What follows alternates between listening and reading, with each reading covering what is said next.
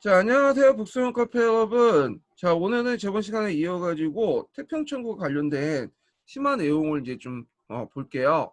자, 그래서 동양사 그 관련된 심화 자료 펴보세요.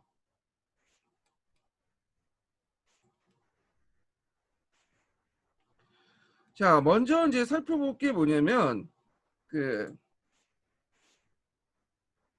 태평천국과 서구 열강의 관계에 관련된 내용을 이제 살펴볼 거예요. 요 관련된 내용은 이제 그 강자종사의 주 내용인데, 태평천국은 일단 어떤 이제 그 서양관을 갖고 있었냐면, 천하가 상제일가의 형제관념으로서 이제 어, 국제관계 그걸로 반영해서 이들을 양형제라고 인식을 했어요. 양형제. 그래서 이제 앞에서 이제 우리가 뭐 노형제나 신형제처럼 이들도 이제 또 외부로 확장해서 이 세계관도 이제 그들도 같은 기독교를 믿고 있으니까 양형제로 이제 인식을 했고, 그리고 서양 열강과 평등 외교 관계를 추구를 하고 서구 문물을 도입하고 중국 근대화와 부국 관계를 성취하는 사상적 토대를 마련하려고 했다. 이들과 이제 교류를 통해서.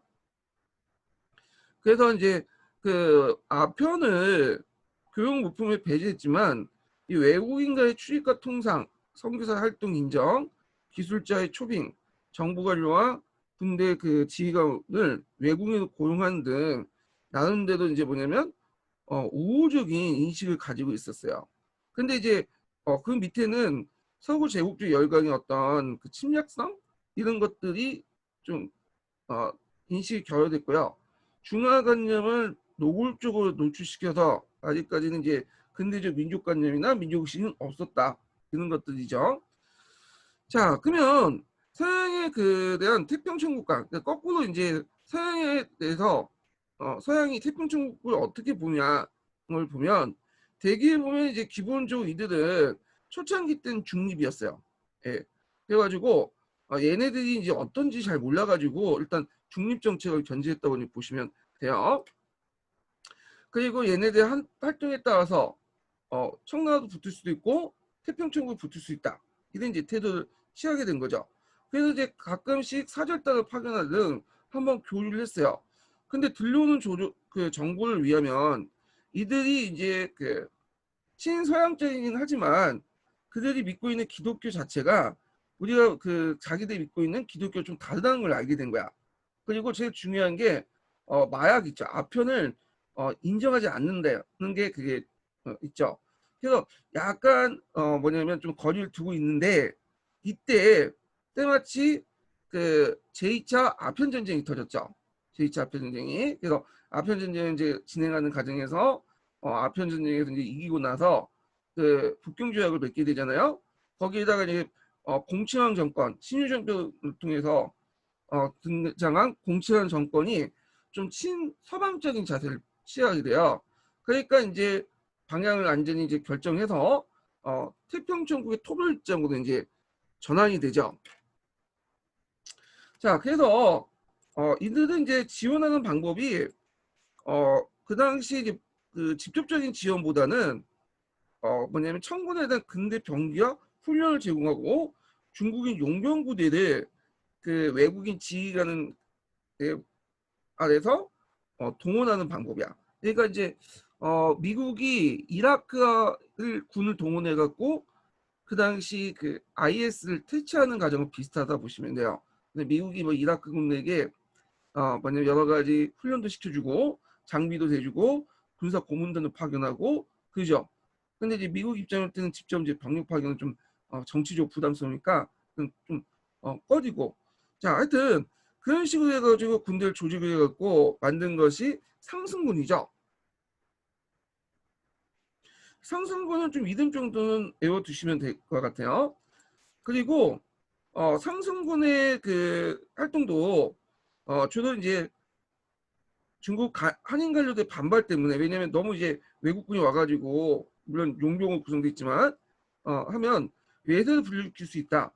그래서 상위 부분에서만 한정되고요. 그리고 나머지 지역은 주로 이제 외국군의 어떤 그 외세, 서양 열강대 지원을 받은 서양 무기로 지원을 받은 해군과 상군이 그 톱을 이제 하게 되죠. 그래서 이때 이제 해군과 상군은 서양 무기를 많이 지원받게 돼요. 서양식 소총이라든지 기관총, 뭐 대포 이런 것들 지원받았고 이들 토벌해 나가요. 그래서 이제 태평전국 수도 난경을 공격할 때는 상군이었던 중국군 부대가 이제 가서 이 난경을 포위해서 뭐냐면 토벌을 하게 되죠. 자, 그래서 그런지 몰라도 이제 한번 서양 무기를 이제 맛봤잖아요. 서양 무기를 사용해보고 그러니까 예전에 중국제 무기보다 훨씬 좋은 거예요. 아, 이거 서양 무기를 사용했더니 너무 좋더라. 서양식 총과 기관총을 가지고 사용할 때 너무 좋으니까 이게 나중에 이제 양모운동의 어떤 바탕이 돼요. 또 태평천국 운동을 진압하는 과정에서 겪었던 서양 무기의 우수함 이런 것들이 양모운동에 어떤 연결되죠. 배경이 되죠. 그러면 그때 이제 용령 부대인 상승군을 보죠. 자, 상승군은 원래 이제 양창대라는 이름으로 출발했어요. 그래가지고 미국인 워드의 지휘관 아래 그 당시 필리핀 병사, 중국 용병 이런 것들을 고용해서 무장을 했고요. 나중에 청조로부터 상승군이라는 칭호를 받게 돼요. 그래서 이제 군사 작전을 보면 그 좀 제한적인 방향에서 했다고 그랬죠. 그래가지고 그 당시 이제 그 아까 얘기한 것처럼 상위 부근에서만 활동을 했어요. 예. 그리고 이제 그 이렇게 이제 하고 있다가 이런 내용들 좀 기억을 해주시면 돼요. 상위 부근에서 활동했다. 자, 그래서 이제 요 정도만 이제 파악을 하고 넘어갈게요. 뭐 자세한 내용은 이제 그 밑에 보시면 되고, 자 신사층의 대응을 볼게요. 그러면 태평천국에 대한 신사층은 어떻게 대응했냐? 자, 이때 신사층의 입장은 일부 뭐 태평천국에 협력한 신사도 있지만 대부분 90%는 반발했죠. 왜냐하면 그 태평천국 운동이 뭘 내세웠어요? 반유교를 내세웠기 때문에. 그래서 사당을 파괴하고 유교 공자당을 무너뜨리고 그랬죠. 자, 그러니까 이걸 이제 그 당시 유교를 정통이라고 생각을 했기 때문에 그 당시에는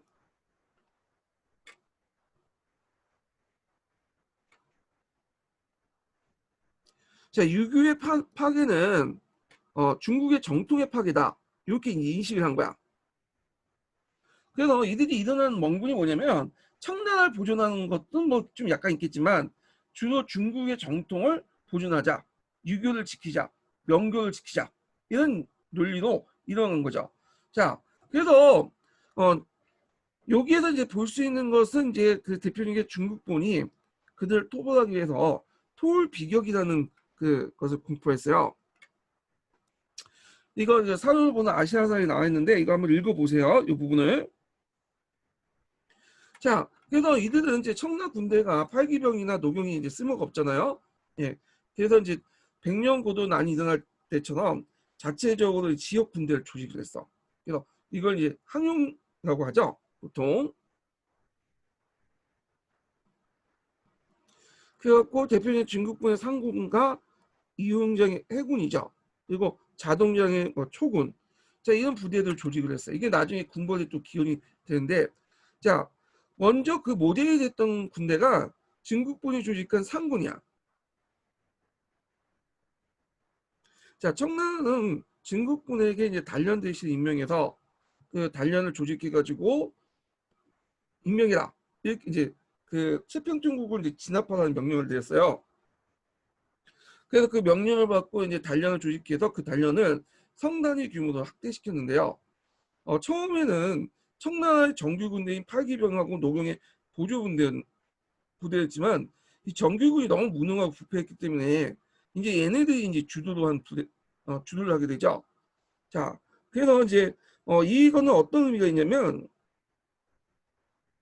비정규적인 어떤 군사 조직의 창설로 태평군에 가지고 있는 태평군에 대한 총재 권위와 그런 무장 붕괴의 계기가 되었다. 예.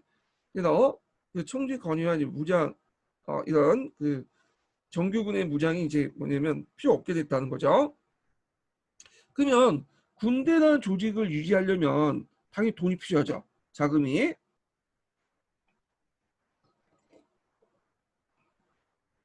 그래서 진국군은 그 청나라 정부부터 양강 총독 및 흔차 대신에 임명받은 후에 그 강남 지역의 군사 통제권과 재정권을 장악하게 돼요. 그래서 이걸 바탕으로 이제 상군의 재정적 기반을 마련하게 되는데, 여기에서 재정적 기반이 된 주요 자금이 뭐냐면 이금이야. 이금. 이금은 꼭 기억을 해주세요. 이금은 정근대 시대 때 보통 이제 한국이나 일본에서 중국 같은 나라에서 통행세를 걷는 게 있어요. 통행세. 물품이 지나가면 통행세를 걷는 것이 일종의 이금이거든요. 이금. 자, 그래서 일종의 통행세를 세원으로 삼아서 이걸 이제 군사비로 충당했다. 원래는 이제 이거는 이제 그 한시적이었거든요. 그러니까 원래는 이게 중앙재정에 속한 건데 이금은. 근데 이제 군대를 유지하려면 이제 돈이 필요하니까 한시적으로 청주에서 인정해 준 거예요. 태평천국 운동을 진압하는 가정만 세금을 거다. 그런데 이제 문제는 이걸 이제 뭐냐면 태평천국 운동 끝나는 해도 지방 세금을 계속 남게 된 거야. 그러다 보니까 중앙에 이제 세원이 고갈되게 되죠. 그래서 그걸 또 만회해 보려고 이제 청나라 정부는 동전이나 지표를 남발하다가 물가 상승의 또 원인이 돼요. 그래서 예전에 한번 이금과 관련돼서 기출문제 나왔으니까 좀 기억을 해두시고요. 자, 상군의 그 조직 구성을 보면 되게 이제 그 명말 척관계의 원리를 따르고 있다군요. 그때 예전에 한번 설명했는데 척관계가 이제 왜구를 격퇴할 때 종전의 강병들 가지고는 도저히 안 되니까 서로 믿을 수 있는 그 고향 친구들, 선후배 이런 사람들을 통해서 조직했다고 했죠. 그래서 이들을 통해서 이제 뭐냐면 군사훈련 시켰는데 그래서 이것도 마찬가지. 상군도 같은 고향 출신끼리 이제 뭐냐면 조직을 해요. 그래갖고 한 명의 대장이 있으면 그 대장이 여러 명을 끌고 와가지고 그 군대를 조직하는 거야. 그러다 보니까 그 상하 지휘 계통 간에 사적인 유대로 연결돼 있다. 그래서 지휘관이 자신의 병사를 사적으로 선반해서 사적인 충성을 토대로 강하게 결집력을 보였고요. 그 다음에 자신의 행정 막로 출신으로서 하층 신사를 주로 임명을 했다. 자, 그러다 보니까 중앙정부 입장에서는 이게 이제 상군 자체가 진급군을 중심으로 해서 사적 관계가 연결돼 있거든요. 서로. 그러다 보니까 이게 이제 상군을 의심하게 되는 거야. 황제와 일부 관료들이 얘네들이 중앙정부 통제가 벗어나서 독자적인 어떤 세력을 구축할 수 있겠다. 이렇게 의심을 이제 받게 된 거죠. 자, 그리고 이제 군대를 조직할 때 유민 출신이나 범죄인은 완전히 제거했어요.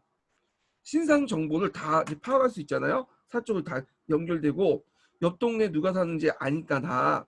자, 그래갖고 얘네들 끌고 와가지고 군대를 조직하다 보니까 부대 안에서 이제 뭐냐면 유민이나 범죄인들은 아예 배제시켰어. 그래서 소박하고 인내 있는 농민들도 충원을 했다. 그리고 그들에게 유교적 가치관과 기후를 주입했고, 그 다음에 이들이 약탈을 못하도록 상당한 월급을 지급했다는 거야. 예. 그래서 기후를 잡힌 상당히 조직력 있는 군대다. 이렇게 보시면 되죠. 자, 그래서 이제 활동을 보면 뭐 무창이나 한양을 타는데 크게 공헌을 했고요. 그리고 이제 청경을 함락하는데도 큰 공헌을 했다. 예.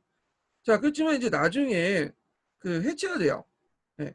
왜냐하면 시간이 지나니까 또 사병들끼리 또 부정부패가 많았고 그러다 보니까 여러 가지 불의의 사병아 이런 등등해서 해체가 돼. 그리고 이제 상군을 모델로 해가지고 만들었던 것이 해군인데 해군은 이홍장이 창설했죠. 안희성 이홍군을 중심으로 했고 상해를 장악을 하는 데 큰 공헌을 했고요. 이들도 강소성 이금을 활용하게 돼요. 그래서 이 해군은 뒤에 북양군벌 있죠. 북양군벌이 아니라 북양함대겠다. 북양함대 뭐냐면 일종의 그 기원이 되는 군대죠. 그리고 후에 이제 군벌들 있죠. 군벌들 되게 해군 출신에서 많이 나와요. 자, 결과를 보면 만주일 정권 청나라는 진국군을 중심한 한인 간신들 관료들과 신사계층과 연대해서 소생했지만 이게 나중에 이런 군대들이 군벌 시대를 여는 어떤 기원을 만들어줬다. 연원을 단초를 제공해줬다. 부작용도 있죠. 자, 영군을 볼게요. 영군. 영군까지 나오지 않을 것 같지만 일단 명칭이나 그들의 활동을 좀 약간 기억은 해두세요.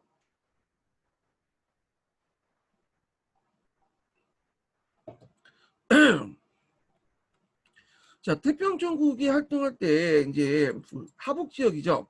하북 지역에서 영군이라는 조직이 이제 활동을 하고 있었어요. 이 영군은 반청적인 성격이 좀 강한 집단이거든요. 그 기원을 찾아보면 백령교도 반란 지나고 후에 이제 반란군 자녀세일까 학력으로 충원됐다가 나중에 일자리를 잃어가지고 낙향한 자들 등등 이런 사람들이 이제 조직한 부대들로 구성됐죠. 그래서 이들은 삼성 교계 지역에서 주로 그 밀매업을 했죠. 주로 소금을 이제 갖다 몰래 팔고 그래서 이들을 이렇게 했는데 그들 스스로 염자라고 지칭했기 때문에 영군이라고 해요. 예. 근데 이제 그 태평천국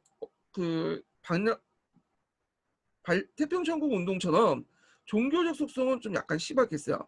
백령교도 일부 다녀섹도 있지만 자, 이들은 하북 지역에서 주로 이제 뭐냐면 활동을 했고요. 이들은 이제 그 주로 약탈을 많이 했다고 그래요. 그러다 보니까 이제 그 당시 이들 약탈로부터 신분을 받기 위해서 뭐냐면 신사들이 항충 방어 진지를 구축하고 이렇게 이제 했다는 거 있어요. 자, 그래서 원래는 하북 이북 지역까지 남부에서 활동했다가 해외의 이북인 그 안이 하남 강소 상동선 고개 지역까지 활동 올 때는 뭐냐면 넓혔다. 자, 근데 이들은 이제 주로 활동하는 방법의 특징을 보면 기병대를 이제 중심으로 이제 활동했고 기동성 있게 게릴라전으로 이제 측면 공격을 했다는 거야. 근데 이제 태평천국 운동처럼 조직화된 군대는 아니고요.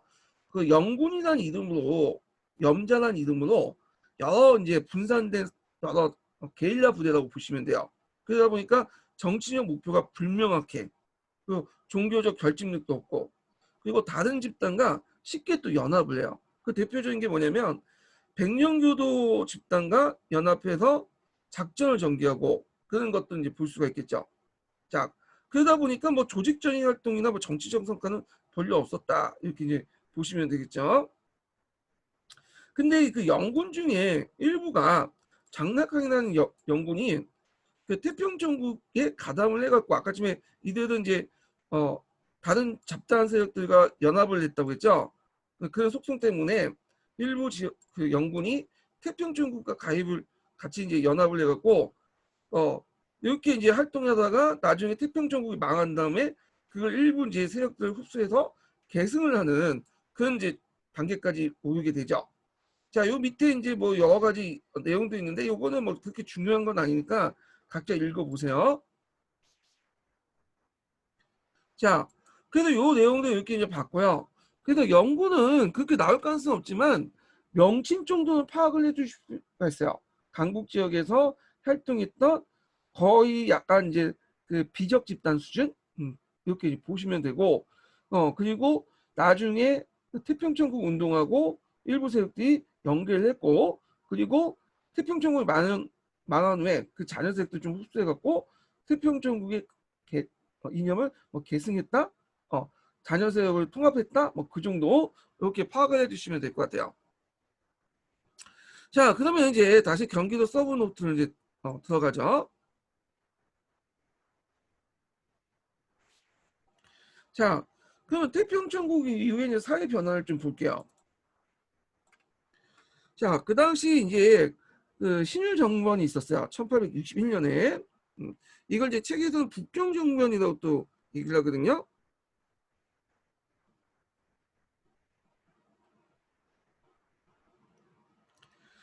자, 북경 정권으로 이제 그 정권을 장악한 공칭왕과 서태후라는 사람이 연합을 해가지고 이제 있었는데 이 사람들이 이제 제2차 중영전쟁, 그러니까 아편전쟁과 태평천국 운동 진압 과정에서 서구의 열강에 우수한 군사력을 목도하게 돼요. 그래서 이제 비협조적인 태도를 이제 바꿔가지고 서구 열강과 어떤 협력 관계를 추진하게 되죠.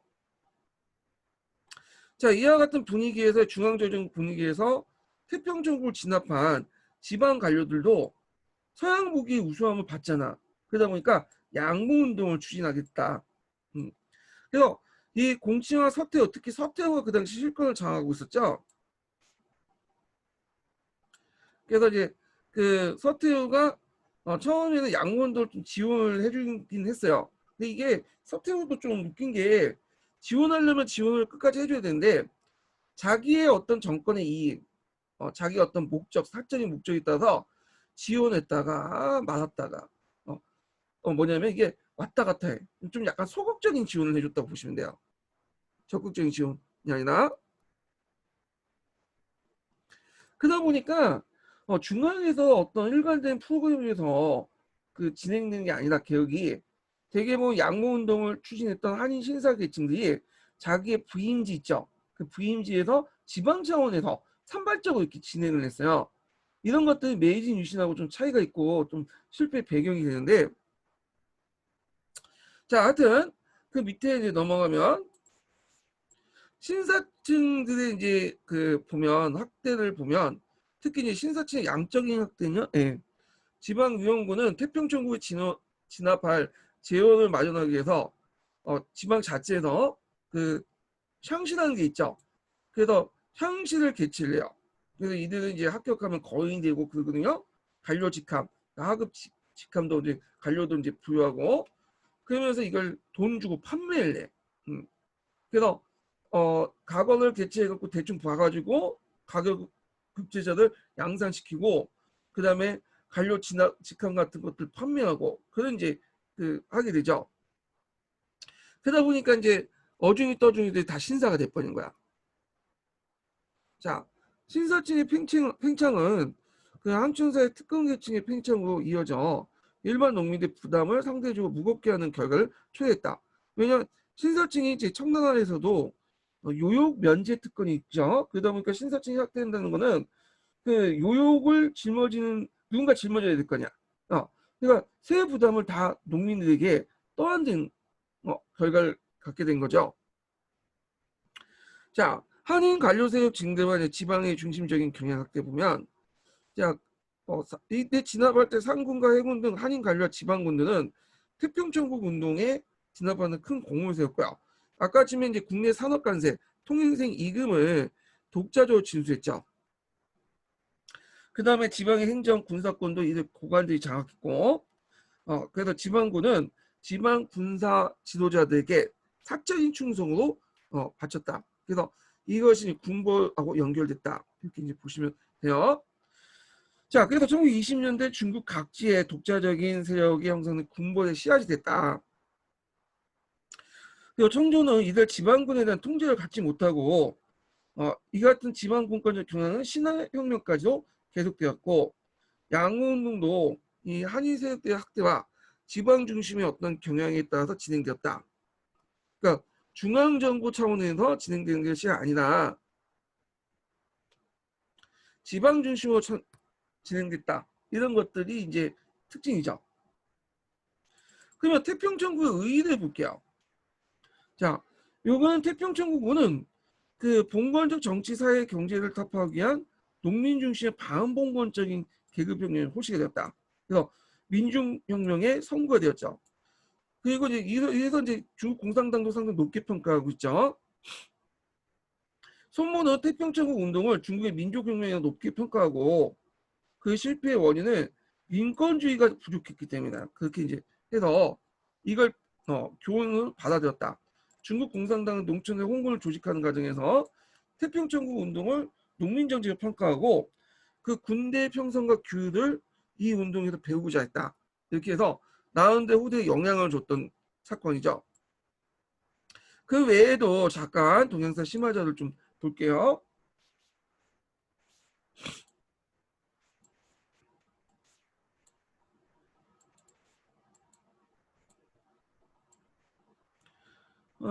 일단 그 외에도 이제 여러 가지가 있어요. 운동 진압 과정에서 신사층들이 그다음 간직과 군비 징수권을 받고 진압에 크게 공헌했고 나중에 양모운동의 추진세력으로 이제 등장하게 되죠. 그다음에 군부의 기원 형성에 이제 영향을 주게 되고 그다음에 민중혁명 아까 지금 얘기했고 그다음에 그 신사층의 계층 양적 확대도 농민 부담이 부담이 작용되겠고 그래서 평가가 다양하게 존재해요. 뭐 종교적 혁명 이상으로 다양한 모습을 띠고 있고 부르주아 민족운동과 계급운동 보기 어렵다. 뭐 이런 그 견해도 있고 자 그래서 이제 태평천국 운동 관련된 내용 다 끝났고요. 기출 문제 풀어볼게요. 자 기출 문제 보면 이게 태평천국 운동 관련된 기출이 그렇게 많지가 않아요. 의외로 중요도에 비해서. 아유, 저 물 좀 먹을게요, 잠깐.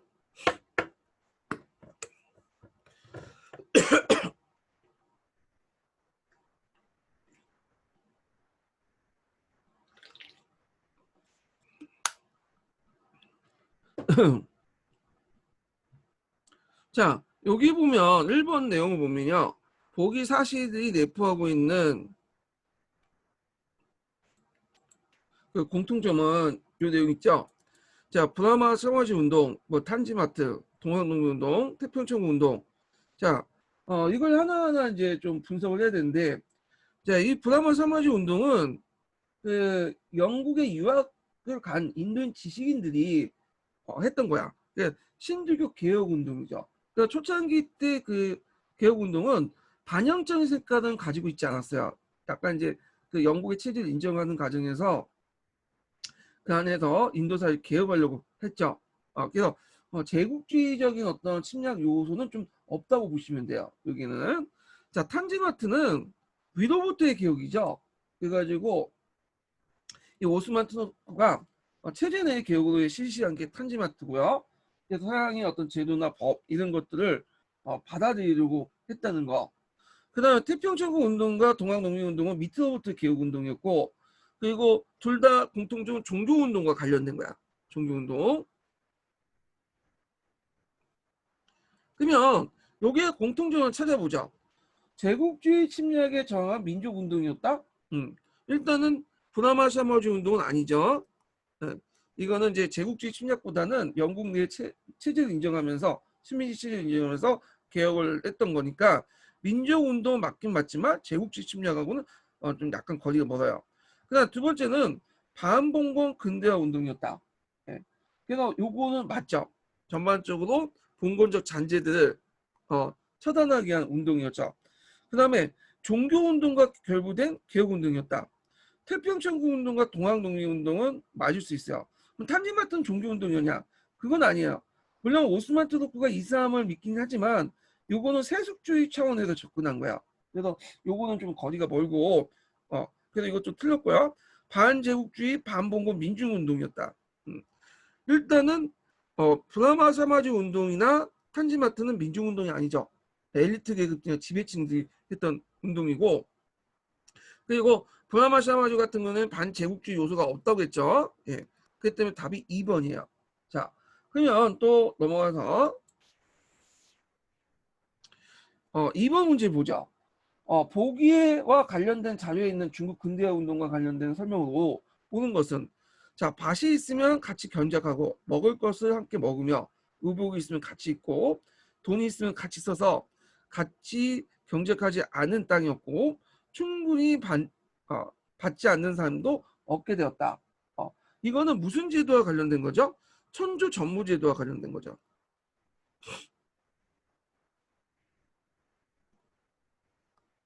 천주 전무제 토지 제도와 관련된 거야. 근데 여기 주의할 건 이 토지 제도는 이상적인 것 뿐이지 명분이고 근데 실제 실시하지는 않았다는 게 대체적인 견해라고 했죠. 자 그러면 답이 몇 번이겠어요? 멸망흥한을 주장해 전개된 사회개혁이다. 민족운동이다. 멸망흥한. 만주족을 흥하고 한족을 만주를 멸망시키고 한족을 흥하게 한다. 그래서 그들은 병발 대신에 장발을 했다고 했죠. 자 그러면 1번은 뭘까요? 장지훈의 중체 소용론의 이론적 근거였다. 양보운동이고요. 그다음에 자 정치 제도에서 입헌군주제를 이상으로 추구했다. 이건 범법 자강 운동이었죠. 그다음에 부청 면왕을 내건 반제국주의 민족운동이다. 그러니까 청나라를 받들고 양을 멸망시키자, 서양을 멸망시키자. 이건 의아한 운동이죠. 답이 3번이죠. 문제가 되게 쉽죠? 네. 고등학교, 중고등학교 수준의 문제예요. 가끔씩 인고 보면 중고등학교 문제들이 좀 나와. 수준에서. 그 뭐냐면 그냥 주는 문제야. 그냥 어느 정도 빵점을 방지하기 위한 그런 문제인데 그걸 또 실수 틀려버리면 이제 완전 합격권하고 멀어지는 거야. 이런 것들은. 자, 그래서 이제 한번 이렇게 이제 풀어갖고 자, 그러면 이제 양모운동으로 넘어갈게요. 양모운동.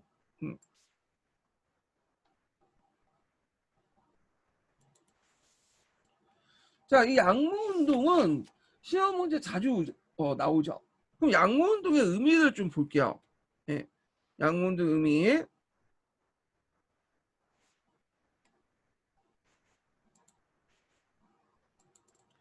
자, 몇 페이지 펴보시냐면요. 자, 여기 몇 페이지야? 527페이지.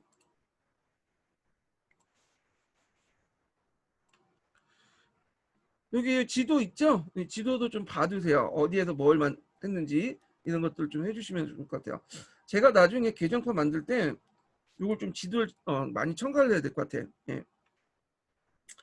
자, 그 양모운동은 양모라는 자체가 서양과 관련된 문물이라는 의미예요.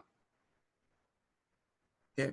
그래서 이제 서양과 관련된 의미 문물 이게 이제 양모라는 말이 1840년대라는 시기부터 용어를 사용하기 시작했어요. 그러면 양모운동의 그런 어떤 정신이 반영된 책이 뭐냐?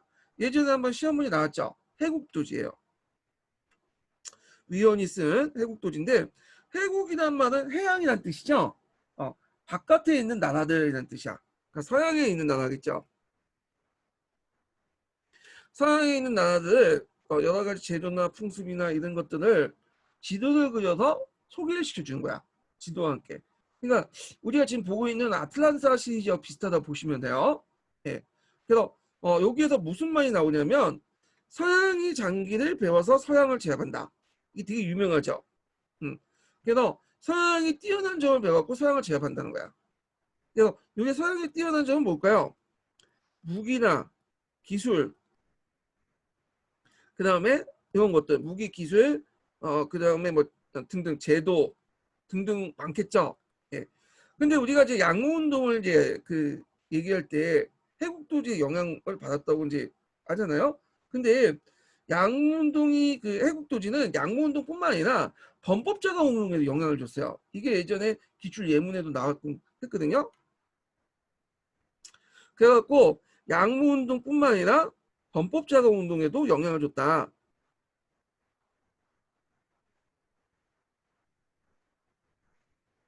그래서 그 대표적인 게 뭐 랑치차오가 이 양모운동을 범법차 그 양치차오가 해국도지에 대해 상당히 높게 평가하고 상당히 완전 그 의미를 두고 있잖아요. 그게 이제 예전 기출 예문에 나왔는데 다만 이제 그 서양의 장기에 대해서 좀 다르게 생각했어. 양모운동을 추진한 세력들은 이 서양의 장기를 뭐라고 생각했냐? 무기나 기술의 한정에서 봤죠.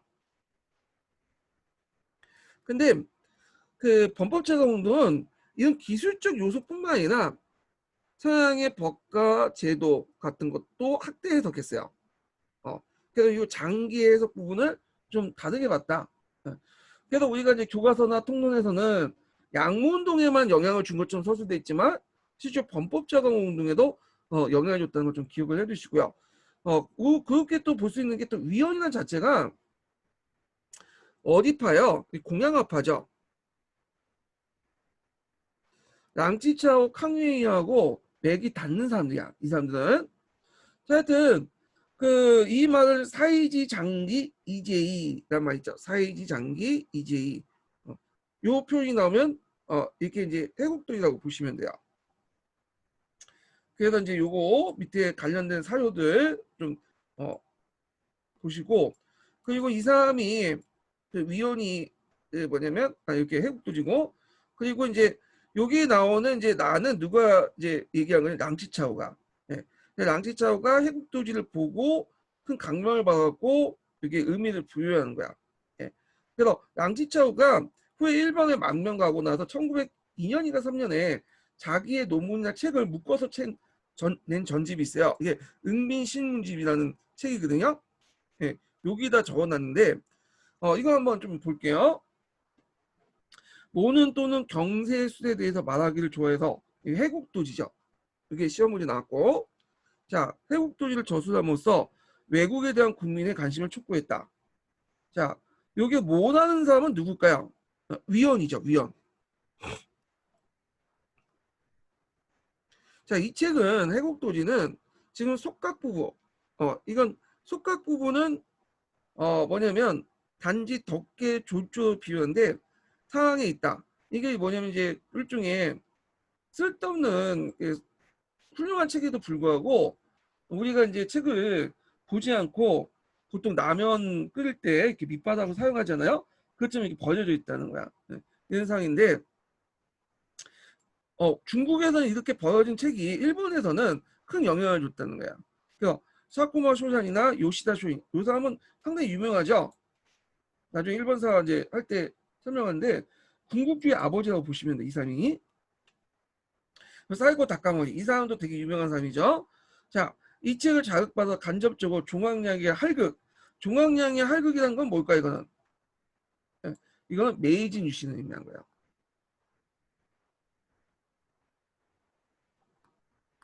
자, 참고로 양령운동을 같이 진행했던 1860년대는 메이지 유신도 같이 진행을 했죠. 일본하고 중국이 근대화를 받아들일 때 체제 경쟁을 같이 했다고 보시면 돼요. 근데 결과적으로는 청일전쟁 때 일본이 이겨서 양국운동보다 메이지 유신이 더 큰 성과를 봤다는 걸 이제 증명을 했죠. 어쨌든 그 메이지 유신의 밑거름이 있다. 그리고 이제 불규수 지학이 하나인데 여기 이제 손투는 치유약이라고 이제 돼 있어요. 혹자는 그것을 폐자가 되었고 혹자는 묵은손 물발을 사용했으니 어찌 그렇게 된가. 그러니까 일본 같은 경우에는 이걸 바탕으로 패권을 장악을 했고 근데 이때는 우리나라는 중국은 이거 쓸데없는 물발란에 살고 있다.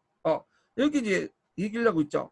그래서 이 회국도지가 그 당시 랑케차오에게 큰 영향을 줬다는 걸 좀 볼 수 있는 사료고요. 일본이 해국도에 영향을 받았다고 이제 얘기를 하고 있는데 이거는 정확히 규명된 건 없어요. 네. 아마 그 중국인 입장에서 그런 얘기는 한 것 같고 확실한 건 우리나라에서 이제 해국도지도 큰 영향을 줬죠. 이거는요. 이와 연결돼서 또 문제가 나왔죠. 네. 자, 그래서 이제 해국도지와 관련된 내용을 좀 얘기를 해봤어요. 기출이 나왔기 때문에. 자, 그러면 배경을 다시 들어가죠. 합격자 써놓던 목표와 배경을 보면 자, 목표는 중화 질서를 유지하기 위해서 중체 소형을 포방하면서 서양에 발달된 과학 기술을 받아들여 군사적 자강과 경제적 부강을 목표로 한 운동이다.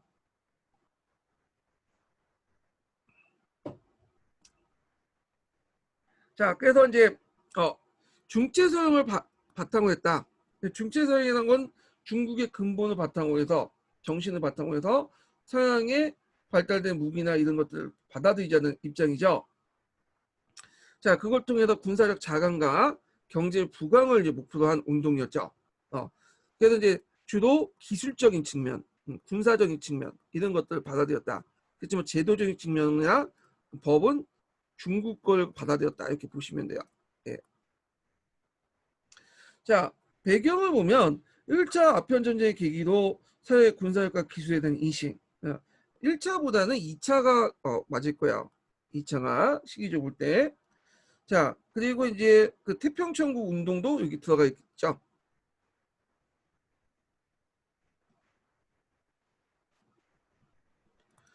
그 다음에 경색치용의 학문적 분위기, 그 다음에 태평천국의 위기, 아까 이제 이거와 연결돼서 신유정변으로 권력을 잡은 서태와 공치의 내정개혁 의지 이런 것들이 있는데, 자, 그래서 이제 요때 이제 분위기가 동치중흥이라는 분위기가 형성돼요.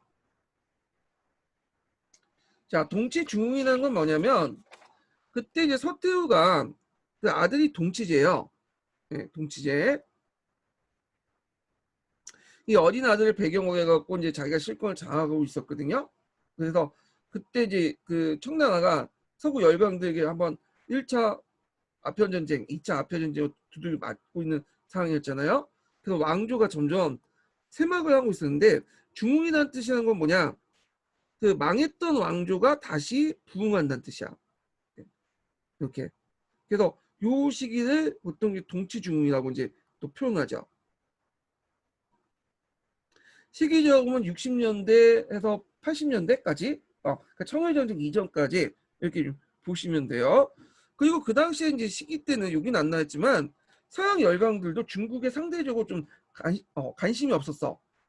그러다 보니까 협조적인 관계가 좀 뭐냐면 유지가 됐었는데, 그래서 이제 요 내용을 좀 보면, 자 일단은 그 당시 이제 그 이런 동치제 주기도 공치제 서태가 정권에 수립되고 주화파들이 한인 대관료가 연결됐고요. 그리고 이제 태평천국 운동을 진압하는 과정에서 서구의 무력을 빌리면서 좀 더 그 서구는 무력을 위한 그 분쟁보다는 평화적 방법으로 중국 근대화를 해야겠다. 왜냐하면 자신의 기득권을 지키기 위해서는 중국을 어느 정도 근대화시킬 필요가 있겠죠. 그러면서 아까 얘기한 것처럼 동치 중흥이라는 어떤 중흥 의식이 부각이 된 거야. 그리고 서구도 국내 문제 때문에 잠깐 중국에 관심 없을 때야. 이거는 우리가 흥성대원군 때하고 비슷하다 보시면 돼요. 흥성대원군 때 미국과 프랑스가 한번 건너봤는데 한번 강하게 반발하니까 그냥 물러났죠. 그건 이제 미국이나 프랑스의 국내 사정 때문에 그런 건데, 자 하여튼 그때 이제 한인 관료 중심으로 했고 여기 보면 여러 가지 상소문이 보이죠. 가와 나. 이 상소문과 편지 관련된 내용이 있는데 요거 꼭 기억을 해두세요. 요게 은근히 기출 예문으로 많이 쓰이더라고요. 요 부분이. 그래갖고 기출 예문으로 쓰여진 내용이니까 좀 기억을 해두시고요. 그래서 이제 주체는 양파 관료들. 그래서 이제 지방 안정을 목적으로 양호 정책을 이제 적극적으로 추진했던 뭐 이용장, 증국군, 자종당, 장지동 뭐 이런 사람들이요. 그래서 각 인물들의 특징은 그 밑에 활동되는 그 밑에 내용이 있으니까 보시고요. 사상적 지향은 아까 전에 중체서형. 그래서 동도서기, 하옥량제 비슷한 개념이죠. 자, 이런 것들을 이제 했다. 그래서 이제 서양 과학 기술의 보급과 이제 도입을 보면요. 이건 좀 다시 넘어가서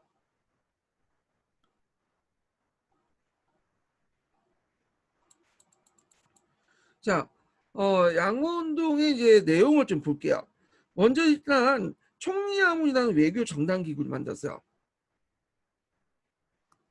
그래서 실제 이제 총리아문이 실권을 장악했다 그랬죠. 그래서 총리아문의 장을 누가 되냐면 공칭왕이 이제 그걸 이제 됐죠. 총리아문이 공칭왕이 이제 됐다. 자, 이 총리아문이라는 것은 단순한 외교 문제만 취급하지 않고요. 통상을 포함한 무기 구입 같은 서양과 관련된 업무를 총괄하는 기구야. 그래서 우리가 통리 기무왕과 비슷하다 보시면 돼요. 서양과 관련된 업무를 총괄하는 기능이었다. 네. 자, 그래서 이게 있는데 이 관련된 내용을 한번 읽어볼게요. 중요한 거니까. 자, 여기 동양사 심화교재를 잠깐 넘어가서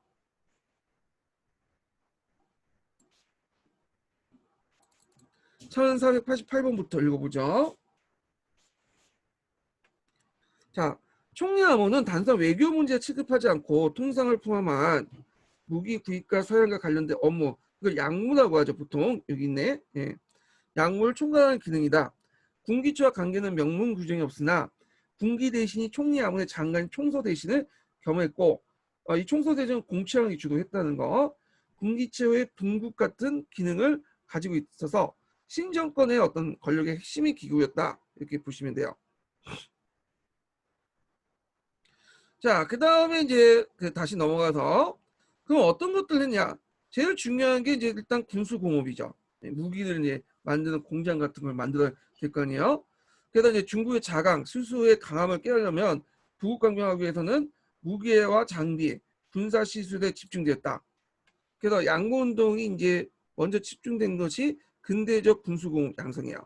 그래서 서양식 총포주나 성박을 제조하는 군수공장이 전국에 각지에 성립됐어요.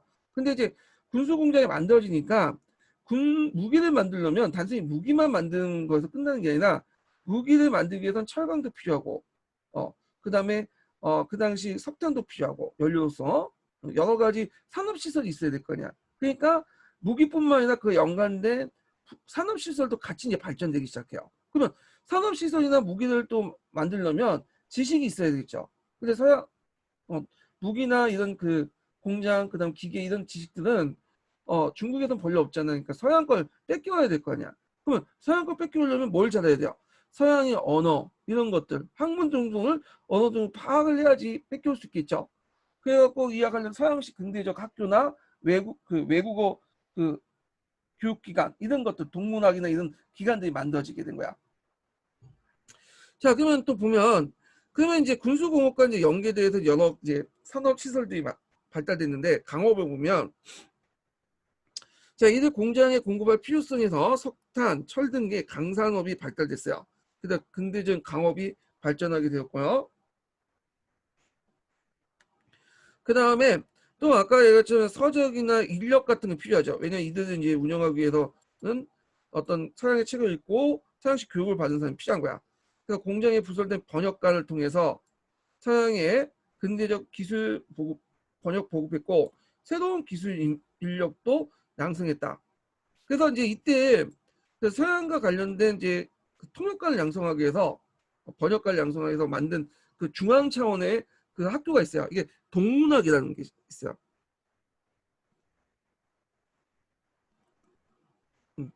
자, 요 이제 그 학교도 만들었다. 그래서 동문학이 아니라 동문관이죠. 네, 말 정됐네. 동문관도 설치하고 그리고 유학생도 해외 파견하고요.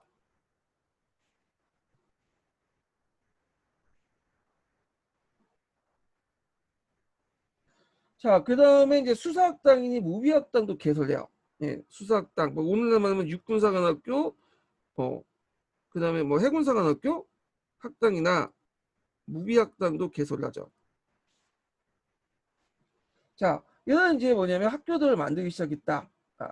그래서 이제 신식 지식인들을 육성하려고 한 거죠. 그러니까 여기에서 신식 지식인이라는 의미는 뭐냐면 유교가 아닌 서양의 학문을 무장한 지식인들을 얘기하죠. 그러니까 예전에 지식인들은 유교 경주를 달달해서 팔고문을 능숙한 그런 사람들을 지식인이라고 했잖아요. 근데 그런 것보다는 이제 서양의 학문에 능숙한 이런 지식인들을 이제 신식 지식인이라고 하는데 요 이제 신식 지식인들 만들어진 계기가 이제 요는 양문운동이고 나중에 반법자가운동, 강서신정을 통해서 학교 근대식 학교가 많이 만들어지잖아요. 그러면서 이제 확산됐다고 보시면 돼요. 자, 그리고 해군도 창설했는데 이게 예전에 시험 문제 나왔죠. 한편 반란의 진압과 국방을 위해서 이용장이 해군을 이제 육성을 했어. 그때 이용장은 나중에 얘기했지만 해방론을 주장한 거야. 중국의 위협 세력은 그 미국이나 영국, 뭐 프랑스 같이 해상으로 들어온 세력들이다. 그래서 그들을 막기 위해서는 근대식 함대가 필요하다. 그래가지고 창설한 게 남양, 북양, 복고남대이죠. 그래서 세계 함대별로 해역별로 함대를 건설했고 해군을 관리한 관청은 해군 암호를 설치했죠. 근데 여기에도 좀 문제점이 뭐냐면 요 남양이나 복권이나 북양 함대들이 다 예전에 뭐 상군 집단, 해군 집단 이렇게 이제 파벌로 연결되어 있기 때문에 통일적인 지휘를 제대로 못해요. 그리고 세계 함대가 지휘 계통이 각각 달라. 자, 그래서 이제 예를 들어 북양 함대가 이제 있을 때 다른 함대는 지원도 안 했죠. 예. 그때 복권 함대는 청불 전쟁 때 없어졌고, 하여튼 다른 함대는 지원을 안 했어요. 남양 함대는 함대들은. 자, 그래서 지휘 계통이 각각 달라 통일적인 지휘 계통이 이루지 못했고, 결국에 이게 청일 전쟁, 청푸 전쟁의 어떤 패배가 되는 배경이 되죠. 자, 그 다음에 근대적 공업의 어떤 다른 부분을 확대. 초기에 군수공업이 시작된 양모운동은 1870년대에 범위가 넓어져서 아까 얘기했처럼 군수공업을 하다 보니까 기반 공업이 필요하죠. 그래서 강공업이나 면업 같은 게 발전되고 그 다음에 군사적 시설들을 이제 운영하려면 정보 이제 그 여러 가지 작전이나 명령을 효율적으로 통보하기 위해서 전신이 필요해요. 전신술. 그 다음에 여러 가지 물자 운반을 철도 이런 것들 구설했다. 그리고 아까 전에 나왔는데 근대적 교육기관 설립해서 구미에 유학생을 파견하고 서구식 학문을 배운 신식 지식인들이 처음으로 양성했다. 그래서 이제 양모 기업은 육성을 보죠. 자, 양모 기업은 처음에 간판이었다가 나중에 간독 상품으로 바뀌게 되거든요. 간판은 간이 주체가 되어서 운영한 기관이에요. 그래서 주로 양목파 공간들이 거액의 국가 자본을 투자해가지고 만든 기관이었고요. 그러다가 이제 좀 약간 아웃소싱을 했어요. 민간에. 그래서 이제 간독 3판 형식으로 돼 있는데 이 간독 3판은 간이 후원하고 그리고 간독 하에 민간 자본을 모집하고 거액에 투자한 상인이 경영하는 것들이 간독 3판 이렇게 이제 돼 있거든요. 자, 그래서 이 간독 3판은 좀 약간 그 당시에는 효율적이라고 보시면 돼요. 간이 감독하고 민간이 운영을 하고. 근데 이제 문제는 여러 가지 이제 문제가 있었는데 일단은 그 간독상판에서 너무 간의 개입이 많은 거야. 통제가 많고. 그러니까 부패와 비능률이 되게 많았고요. 그 다음에 그 생산성 저하, 자금난, 공황 등 경제적 요인도 있었고, 그리고 이제 정통의 경제 구조가 여전히 강력하게 존재하고 있었다는 거. 그거 외에도 그 이윤의 전이가 이윤의 전이가 뭐냐면 이윤이 남잖아요. 이걸 다른 데로 이제 투자를 해야 되는데 다른 사업에 투자를 하지 않았어요. 그래서 되게 이제 그 거기에 자본들은 어디에 투자를 했냐 하면 자본들은 주로 양국파 관료들이 가져가갖고 군수 공업 있죠. 그 자기파 세력들 양성시키는데 그렇게 했던 거죠. 그래갖고 좀 한계가 있었어요. 한계가. 예. 그래서 이런 한계들이 좀 있었다. 이렇게 좀 기억을 해두시고요. 그러면 이제 물론 그 강동상판의 의미도 있어. 왜냐면 거대한 외국 자본의 중국 진출에 대항해서 민족 기업을 보호한다는 차원이 있어요. 그래서 일본도 초창기 때는 정부가 나서서 보호해주고 감독을 해줬어요. 초기 때니까. 예. 그래서 그런 측면에서 뭐냐면 의의가 있는 거죠. 그리고 실패 원인을 꼭 양무 기업 안에서만 좀 찾기도 좀 그렇다. 네. 그래서 아까 이제 말한 것처럼 경제 요인과 정통적 경제 구조에서 찾자라는 뭐냐면 의견도 있다라는 걸 좀 기억을 해두시고요. 그럼 관련된 내용을 한번 좀 읽어볼게요. 이거 감독 상판과 관련된 내용 한번 읽어볼게요.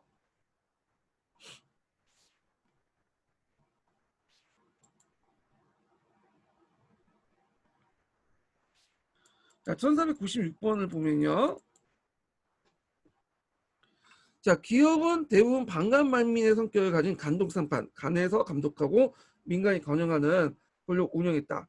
창업 초기에 거액의 국가 자본이 투자되고 양국파 고관이 추천한 관료가 기업을 운영했으나 여기가 간판이죠.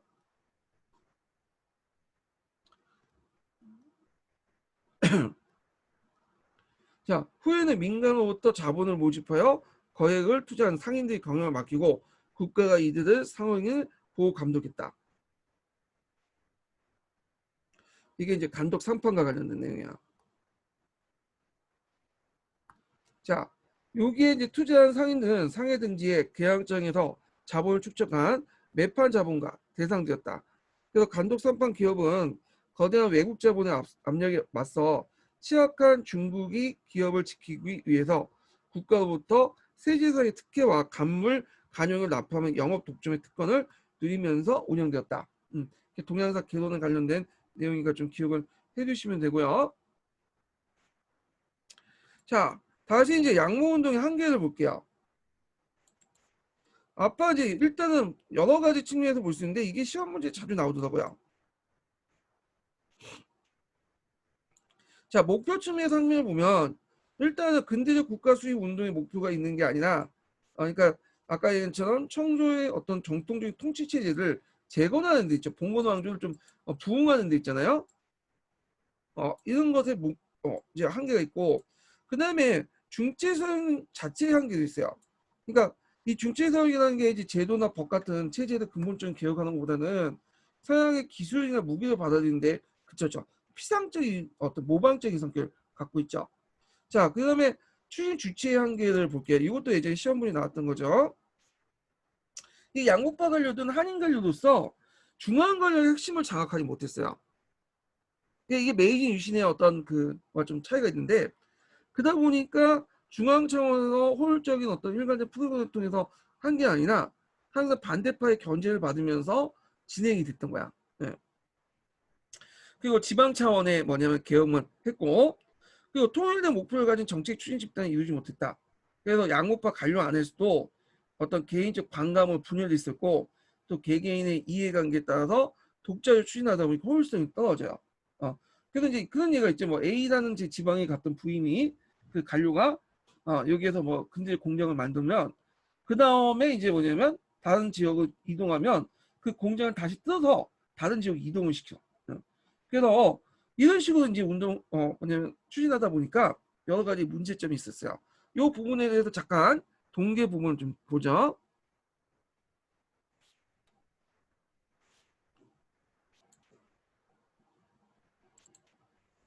자, 그래서 아까 얘기한 게 지도적 문제인데 비효율적 개인적이고 지방주의 분산적으로 전개했고 보수적으로 분열적인 형태였다.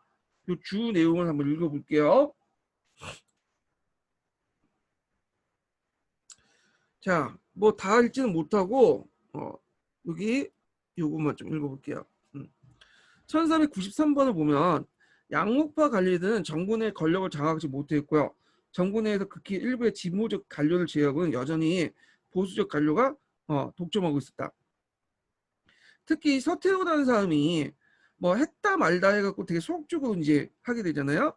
자, 서태후에 교활하면서 이기적인 섭정은 양모운동의 성패보다는 이 운동이 자신의 권력 유지에 어떤 작용을 했느냐에 따라서 정책 추진이 변화 무상하였다.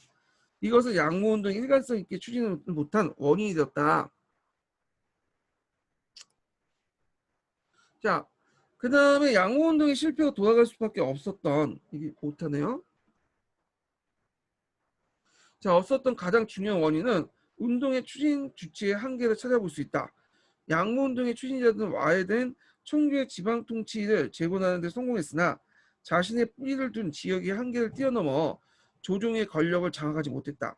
그래서 조정은 일부 예를 제외하고는 대체 보수적인 성향의 관력이 독점하고 있었다. 자, 1394번 내용을 볼게요. 한국인에 의한 중국사에 있는 내용인데 자, 양호 사업을 경우 전인 지방간이 시행될 경우 후임 관리가 중단시키는 일도 있었다.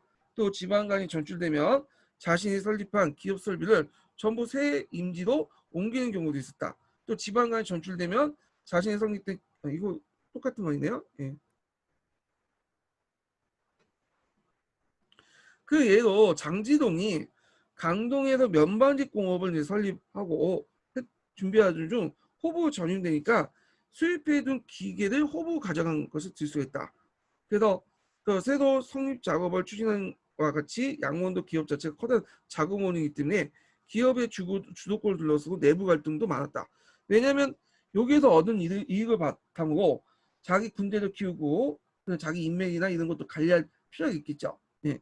자, 이래서 이제 이런 추진 주체의 어떤 문제점 측면에서 봤고요. 자, 그리고 이제 앞에 간의 기업의 통제에 야기된 부패와 비능력 때문에 간독산패 운영 방식 이것도 문제점이 있죠. 그래서 양호운동의 한계는 좀 기억을 해두시면 될 것 같아요. 자, 그러면 그때 양호운동과 함께 같이 했던 것이 뭘까요?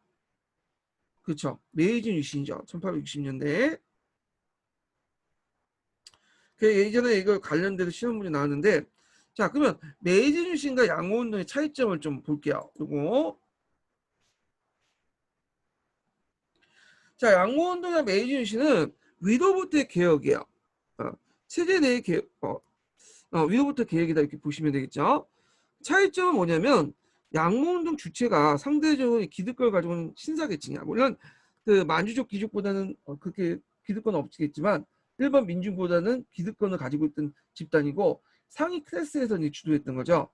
그러다 보니까 얘들은 이제 기존의 정통이나 문화 그리고 자신의 기득권에 따라서 개혁을 이제 좀 어떨 때는 좀 늦게 추진하거나 또 어떤 부분은 안 하거나 이렇게 해서 개혁의 진척 속도가 되게 늦어요. 반면에 이 메이지 유신은 쿠데타를 통해서 이제 정권을 장악했잖아요. 그리고 이제 주로 막부 정권에 소외된 하급 무사들이기 때문에 기존의 간섭이나 이런 것들에 신경 안 쓰고 그냥 이해관계도 별로 없으니까 과감하게 추진하게 되죠. 그 양무운동은 지방 세력 위에 분산적으로 진행됐지만 메이지 유신은 일단 중앙에서 권력을 잡은 하급 무사 출신들이 일률적으로 포위에서 개혁을 추진했다. 이게 차이점이죠. 예. 그래서 양무운동의 그 공통점과 차이점 파악을 해교해 보시면 될 것 같고요. 결국에 이런 차이점들이 결국에는 무슨 전쟁으로 포출돼서 나타나죠? 청일전쟁. 청일전쟁을 통해서 표출돼서 나타났다라는 걸 좀 같이 기억을 해두시면 되고 결국에 이걸 통해서 일본의 메이지 유신이 그 양무운동보다 더 우월하다 이렇게 이제 보게 되고 그게 충격을 받았고 이제 기술이나 뭐 무기만 받아들이는 게 아니라 법과 제도를 받아들이자 일본처럼. 그래서 이 메이지 유신을 모델로 해갖고 나중에 범법 자강 운동이 일어나게 되죠. 자 이렇게 이제 보시면 돼요. 그리고 제가 서브노트 그 저기 어저께 합격자한다. 어저께 이제 그 서포터즈 인증번호를 얘기를 못 해드렸어요. 이걸 해드려야 되는데 그래갖고 이제 여기에서 좀 두세 번 더 얘기를 해드릴게요. 이게 50번이에요. 네, 첫 번째 인증번호 50번. 그래서 요거 이제 이게 35강인가요? 하여튼 34강인가? 요거 인정하면 정강이도 같이 인정을 해드릴게요. 제가 깜빡 잊고 못했는데. 예. 자 50번이고요. 제가 이제 예전에 그 양무운동과 메이지 유신의 차이점에 대해서 논문을 쓴 게 있어요. 논문에도 거의 이제 대학교 1학년 때 쓴 거니까 짜집기 수준인데 이걸 이제 내가 잊혀져 있었는데 대학교 때 쓴 건데 거기 무슨 리포트 갖다 파는 그런 사이트 가보니까 내 논문을 갖다 팔고 있더라고요. 그래서 약간 좀 그 충격을 받았어. 예. 그리고 누가 이걸 스캔을 해갖고 워드 작업을 해갖고 팔았나? 가만히 생각해 제가 예전에 워드 작업을 한 것 같다. 그걸. 그래서 그걸 다운받아갖고 제 유니티에 올렸던 자료인데 그걸 다운받아갖고 그렇게 팔고 있더라고요. 그래서 가끔씩 그 양모운동과 메이지 유신의 차이점 이렇게 해갖고 보면 그 내용이 있으면 그 제 자료다라고 생각하고 보시면 될 것 같아요. 자, 하여튼 자 그러면 이제 그 밑에 양모운동 사업과 군수력 양성 및 군수 공업 관련된 구체적 내용이 있는데 요거 각자 읽어보세요. 뭐 구체적 내용까지는 다 나올 것 같진 않아요. 예. 요런 게 있구나. 있고 그 다음에 아까 얘기한 그 강동상판의 평가와 관련된 내용들 이것도 한번 읽어보시고요. 자 그러면 이제 다시 이제 기출문제 관련된 내용을 풀어볼게요. 3번 문제 보죠. 3번.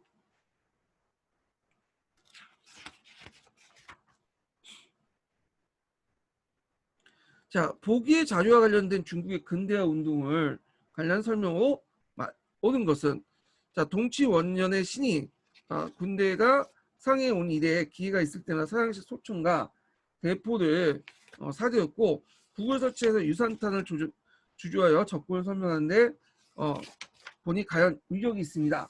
그렇게 이제 얘기한 건데 자 요거는 이제 누가 말한 거는 신이 이제 이용장이라는 사람이 이용장. 이용장이 동치제에게 이제 상소를 올린 거죠. 그러면 이건 이제 관련된 것들은 이제 무슨 운동과 관련됐죠? 양무 운동과 관련됐죠. 이때 근대 운동은. 자, 그러면 이제 그 내용을 보면요. 자, 정치 개혁을 하여 부국 강병을 달성을 하는 거다. 그리고 이제 이거는 범법 자강 운동이죠. 제도 개혁이니까. 그다음 대동을 이제 도달해서 전제도 민권론과 평등론을 제시했다. 그리고 대동이니까 대동사계 뭐 태평천국 운동 그렇게 얘기할 수 있지만 여기 민권론과 평등론 얘기 나오니까 태평천국 운동은 아니고요. 이것도康유에게 했던 범법 자강 운동이야.康유에게 주장 내용이죠. 뒤에 내용이 있어요. 그 다음에 중화적 청화 질서를 유지하기 위해서 방법으로 중체 서형을 내세웠다. 예, 맞죠? 자, 그 다음에 반기독교 선두에 서서 부청 변화를 내걸고 배회 운동을 했다. 우열된 사건이죠. 자, 그 다음에 이제 문제를 보면요. 자, 4번 다음 그들 있고 무덤에 답하시오. 이렇게 있거든요. 자, 이게 아편 전쟁 후 맺으신 난징 조약은 서양 열강대 어떤 중국 최초의 불보고서 이후 열강의 중국 침략이 촉진되었다. 팅진과 페이징 조약인 정치 경제 면에서 더욱 굴욕적인 양보를 했으며, 자, 이러한 열강의 침입에 대해 각성으로 나타난 근대화 운동은 이용장이 주도했는데, 이때 일본의 근대화 운동은 뭘까요? 양무 운동이죠. 자, 그래서 이제 이념과 방법의 근본적인 해결책이 되지 못하고 중국은 청나라 프랑스 전쟁, 그다음에 청일 전쟁이 있다 패하게 됐다. 그리고 중국은 시모노세키 조약과 삼국 간섭을 계기로 열강에게 경제적 이권을 내줬는데 이로써 반식민지 상태가 되었다. 자, 이러한 위기 속에 캉웨이드는 개혁 운동을 추진하였으며 근대화와 반제국주의 목표로 달성하지 못하게 되었다. 결국 중국을 구하는 길은 청주에 타도하는 혁명의 길이라는 걸 각성하게 되었다. 자, 요거는 개혁 운동은 범법 자가 운동이야. 범법 자가 운동.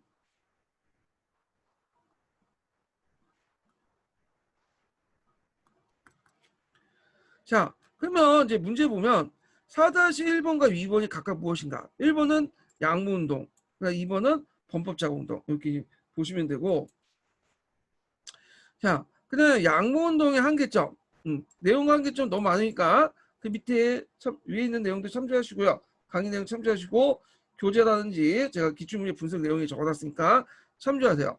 그 다음에 개혁운동, 그러니까 범법자가운동 개혁도 관련된 내용을 제가 적어놨어요. 그래서 이제 이것도 참조를 하시고 전반적으로 근대적 뭐 시민의식이나 부유자 세력이 발달하지 못한 중국의 정통사에서 대중적 기반이 취약했고 그 다음에 완강한 복수세력의 반발 이런 것들 때문에 실패를 했죠. 그래서 범법자가운동은 뒤에 있으니까 그때 좀 더 얘기를 하고요. 자, 그 다음에 이제 5번 문제 볼게요. 자, 다음 상소문과 관련된 깊은 운동을 관련이 깊은 운동을 주도했던 사람의 주장과 이 운동의 실패한 이유를 서술하시오. 그리고 이 무렵 일본에서 전개된 근대 운동에 위한 온직인과 그 성격을 쓰시오. 이렇게 했거든요. 자, 이용장의 상소문 그 기억을 해두셔야죠. 시험 문제 자주 나오니까. 자, 이 주장 내용은 그 여러 가지 이제 중체 서용이라고 이제 쓰시면 되는데 중국의 어떤 그 기술과 무기를 받아들이고 아니 중국은 서양의 기술과 무기를 받아들이고 중국의 것 정신적인 거 유교적 가치관 이런 걸 지키자 뭐 이런 걸 쓰시면 되고 실패한 이유는 네 가지로 볼 수가 있죠. 이거 아까 지금 언급했던 부분들 이렇게 쓰시면 돼요. 뭐 동치중의 기본 정신은 정통 농업사회를 부흥했다. 근대적 상업국가가 아니고 중체 소형에 입각한 서양 문명의 피상적 모방이었다. 그 지도력의 부재, 비율적이고 개인적 분산적으로 접근했고 간독 산판의 어떤 문제점 이런 것들 쓰면 되고 자 이때 이제 이무영 일본에 전개된 근대운동 이게 메이지 유신이죠. 메이지 유신. 그 메이지 유신의 그 운동을 성격을 쓰시오. 그래서 메이지 유신은 이제 그 신분제 개혁, 진병제 실시, 의무제도 실시, 폐변치안 등등 청왕 중심의 중앙집권적 근대 국가를 건설하려고 했다. 뭐 이렇게 쓰시면 될 것 같아요. 자, 그 다음에 뒤에 넘어가서 6번 문제 볼게요. 미추진 부분에 대한 비판하는 개혁의 명칭을 쓰시오. 이 개혁을 추진한 세계 정치적 한계를 쓰시오. 자, 이거는 뭐냐면 어느 때 발표했냐면 강서신정 때 반포 강서신정 상이거든요. 그래서 이제 강서제가 그 당시 실권자는 이제 서태후니까 서태후 한 거겠죠. 자, 하여튼 그때 이제 신정을 추진하는 과정에서 기존의 범법 자각 운동을 뭐냐면 비판한 내용이야. 아니 양무 운동을 비판한 내용인데 자, 그 내용을 보면 서양의 방법을 배웠지만 그것은 언어, 문자, 제조, 기계 등의 분야에 그쳤다. 이건 서양의 기의 겉모습이지 서양 학문의 근본이 아니다.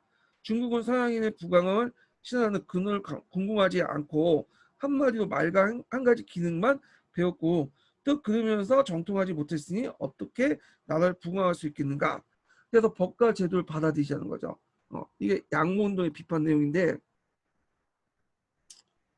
좀 웃긴 게 요걸 주장했던 그 사람들이 대개는 양모운동 관료들이에요. 잔존했던. 그리고 예전에 범법 자강운동을 탄압했던 세력들이죠.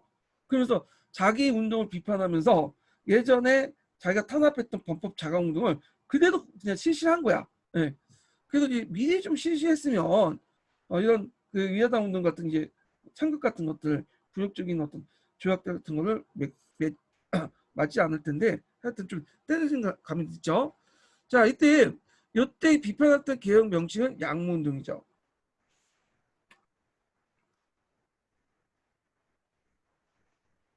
그다음에 여기를 이제 한계를 물어봤는데 여기 단서를 줬죠. 추진한 세력 때 정치적 한계. 자, 이렇게 제 한계를 줬으면 요 한계에 따라서 단서에 따라서 얘기를 하셔야 돼.